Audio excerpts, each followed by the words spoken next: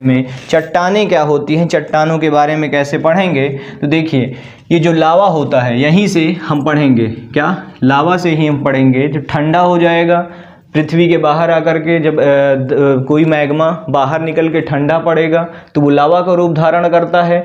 कुछ दिनों बाद, हजारों 100-200 साल बाद, 50 साल 60 साल, ज्योग्राफी में 100-200 साल कुछ भी मायने नहीं रखता है। तो क्या होता है कि ये जो है इसके ऊपर क्या होता है, ये एकदम ठंडा हो जाए। ये लावा है, इसके अंदर वाली भी परतें जो बाहर निकली हैं ये इसके अंदर भी सब कुछ एक प्रकार से पूर्ण रूप से ठंडा हो जाए। इसके ऊपर धूल मिट्टी कण जम जाते हैं। क्या होते हैं? धूल मिट्टी कण जम जाते हैं, जिससे क्या होता है, जब ये धूल मिट्टी कण जम जाते हैं तो इससे में जब कोई हम जाते हैं तो मिट्टियां हटाते हैं, तो उसी को कहते हैं आग्नेय चट्टान।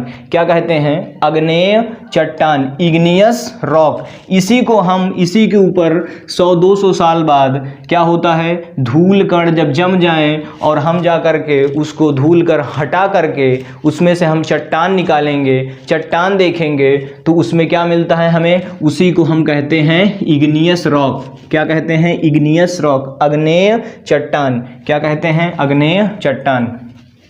देखिए ध्यान से देखिए, आग्नेय चट्टान, आग्नेय चट्टान क्या हो गई? आग्नेय चट्टान। जब लावा पूर्ण रूप से एकदम ठंडा हो जाए 100-200 साल बाद, उसमें क्या हो कि हम मिट्टियाँ उसमें पड़ जाए, मिट्टियाँ पूरी एक प्रकार से वो ढक जाए, पूरा चट्टान लावा उसमें क्या है पूरा मिट्टी से ढक जाए, और हम जा करके उसी को हटा करके क्या करें, चट्टान को बाहर प्राप्त करेंगे, बाहर निकालेंगे तो एकदम ठंडी हो जाएगी 100-200 साल बाद। तो क्या होता है, उसी को कहते हैं आग्नेय चट्टान। देखिए क्या हो गया, आग्नेय चट्टान।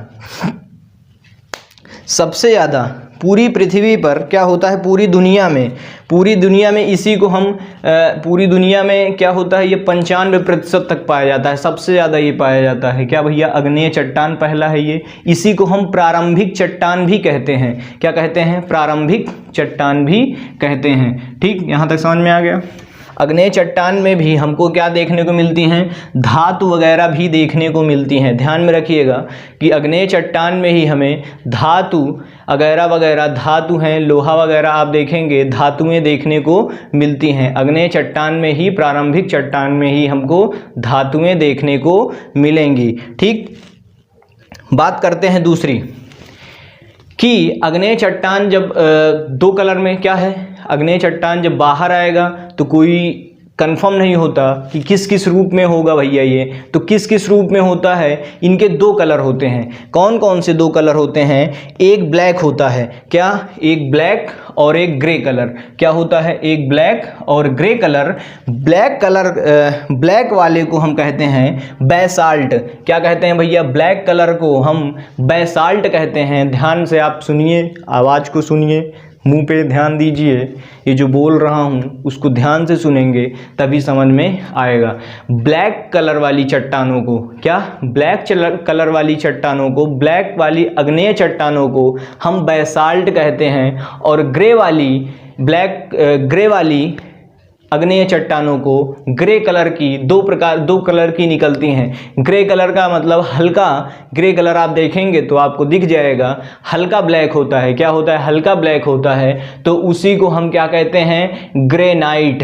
क्या होती हैं? ग्रेनाइट। तो पूछा जाएगा बैसाल्ट हमें कहाँ से मिलता है? बैसाल्ट क्या है? तो बैसाल्ट हमें कहाँ से मिलता है भैया?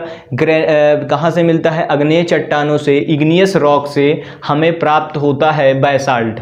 कहाँ से प्राप्त होता है? ब्लैक कलर की होंगी तो उसे बैसाल्ट कहेंगे, और ग्रे कलर की होंगी तो उसे हम ग्रेनाइट कहते हैं। क्या कहते हैं? ग्रेनाइट कहते हैं। यहाँ तक समझ में आ गया। चलिए नेक्स्ट बात करते हैं कि